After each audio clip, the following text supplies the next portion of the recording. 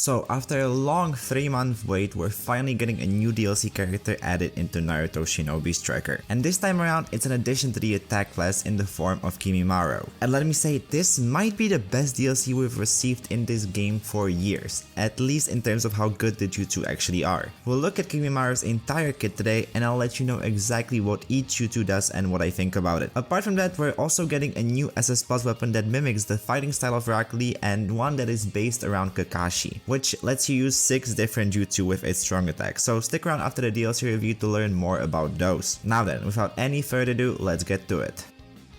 Kimimaro's first jutsu is Larch Dance, which causes bones to grow out of your body and lets you charge at the enemy. The jutsu functions sort of like an offense-oriented version of Killer Bee's sword stance jutsu. When you activate it, you grow the bones out of your body and enter a stance. From there, you can either manually lunge at the enemy or wait for someone to hit you and let the attack trigger that way instead. While the stance is active, you have super armor. And if the lunge is triggered by blocking an attack rather than you manually inputting it, you actually become invulnerable during the entire attacking portion, meaning you won't take any damage at all. The stance doesn't last forever though, it stays active for about 4 to 5 seconds. Honestly, I see this as a straight up upgraded version of Killer Bee's acrobat technique. It's basically the same concept, except now you can actively lunge at the enemies yourself. It doesn't deal quite as much damage as acrobat technique, but it's far more reliable and easier to land. Most of the time, you're going to get value out of it even if your opponent doesn't fall for the counter. The lunge itself has really good range for close combat jutsu, so you'll catch people with it more often than not. It is blockable, but that only matters if you manually activate it. If the opponent triggers it by attacking you, they won't get the chance to block at all. And when I say this jutsu is a hard counter to range types, I mean it. If someone tries to spam projectiles at you, you can enter the stance. The moment their attack connects, you'll fly across the map and punish them while taking 0 damage. It absolutely destroys ranged builds. It's definitely still strong against close range types too though, but against range it feels borderline broken.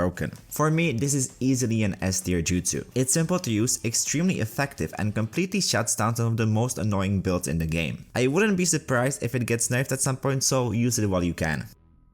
Kimimaro's second jutsu is Clematis Dance, and this one actually has 2 different activations. If you don't input a direction, you charge forward with a large bone spear dealing damage. If you input a direction with your left stick, you instead use a whip-like spine to swipe in that direction. Out of the 2 base jutsu Kimimaro brings, this one is definitely the more unique one. It introduces a mechanic we haven't really seen before, changing how the jutsu functions depending on the directional input. In theory, I love this idea. I'm glad they're still trying to innovate and add new mechanics, but in practice, I found it kind of inconsistent. I haven't figured out a reliable way to consistently get the input I want. Just flicking the stick usually doesn't activate the whip, but holding a direction doesn't seem to work 100% of the time either. And since you're already moving with the left stick during combat, it can feel awkward to control. Now, putting the mechanics aside, let's talk about the actual attacks. The drill attack is fantastic. It has armor, great range, good speed, and while the damage isn't massive, it's an incredible engagement tool for the attack class. Just like the first jutsu, this one makes it very easy to shut down range types. Between the armor and the distance it covers, you can close the gap instantly. It genuinely feels like Kimimaro has some sort of personal vendetta against the range class. The whip attack though, on the other hand, feels kind of underwhelming. It's harder to activate because of the directional input system, and it has 0 tracking. I found it very difficult to land consistently. When it does hit, depending on what sort of type it is, it can knock the enemies up and set up a combo, but compared to the drill, it just feels inferior. What makes it even more frustrating is that sometimes in the middle of a fight, I'll press the jutsu button intending to use the drill, and instead I'll get the annoying whip attack, which usually misses. I'm sure with enough practice you could master it, but for now I'll mostly be using this jutsu for the drill alone. One very important thing to mention, the cooldown is ridiculously low, around 6 seconds. That's one of the shortest cooldowns in the entire game.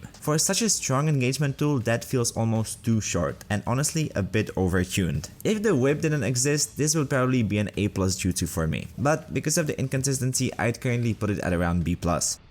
Finally, Kimimaro's ultimate is Bracken Dance. It starts by summoning massive bone protrusions from the ground, creating a large area of damage. And then, you chase the closest enemy with a bone spear, finishing off the attack. If you thought we were done with the broken abilities, we're just getting started, because this ultimate is brutal. The AoE portion alone deals heavy damage. It's not a guaranteed one-hit KO, but if enemies are low on health, it will often finish them off. It also activates very quickly, giving opponents almost no time to react. After that, you automatically target target the closest enemy with the drill attack. From what I've seen, this part is basically a one-hit KO. The tracking is also absolutely insane. I'm sure it can technically miss, but I haven't seen it happen yet. There's also something interesting. I'm not sure if it's intended or a bug, but if someone attacks you during the drill phase or even shortly after it ends, they instantly die. If that is actually intended, it makes this ultimate even more absurd, but it might get fixed soon. Also, obviously, if you kill everyone with the first part, the second doesn't activate, but that's probably obvious. On top of that, it charges relatively fast for an ultimate of this strength. I genuinely think it's up there with Hashirama's ultimate as one of the best crowd control teamfight ultimates in the game right now. Honestly, there's not much more to say. It's an extremely strong ultimate across the board, and I can't really think of any major weaknesses.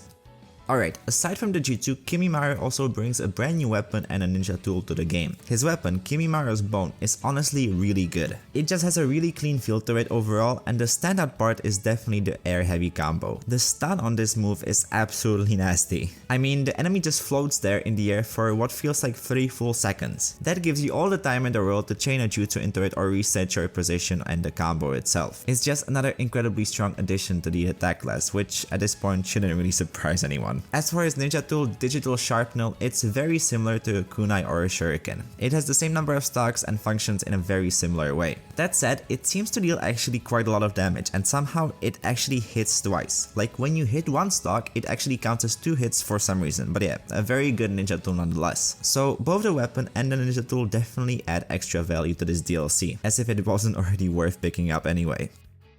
Okay, that pretty much covers everything related to Kimimaro himself. Now let's talk about the SS Plus weapons coming with this update. The first one's already been released, and it's an attack type weapon called Passion Gear Youth at full power, themed after Rock Lee. I was lucky enough to get it, and after testing it in practice mode, it seems pretty solid. I wouldn't say it's one of the absolute best weapons in the game, but it's definitely very fun to use. Being able to use Rock Lee's moveset and especially entering 8 inner gates, Gates of Pain mode through the strong attack is just insanely cool. But that's not all. In a few weeks, we're also getting a new range type weapon, White Light Blade Kamui. This one is based on Kakashi's fighting style, more specifically his ability to copy ninjutsu. What makes this weapon crazy is that it apparently has 6 different strong attack inputs, each resulting in a different jutsu. At first glance, it looks incredibly strong, maybe even broken, but we'll have to wait and see how effective those jutsu actually are in real matches. We're also getting some new SS items. There's an Orochimaru theme based weapon for range types, which honestly I didn't think we'd get because we already have a snake based weapon in the game, but I guess you can never have too many. And finally, we're getting a ninja tool available for every class that lets you use Jiraiya's Swamp Jutsu. It creates a debuff zone on the ground, and if the enemies stay in too long, they'll get knocked out entirely. That sounds especially strong in modes like base battle.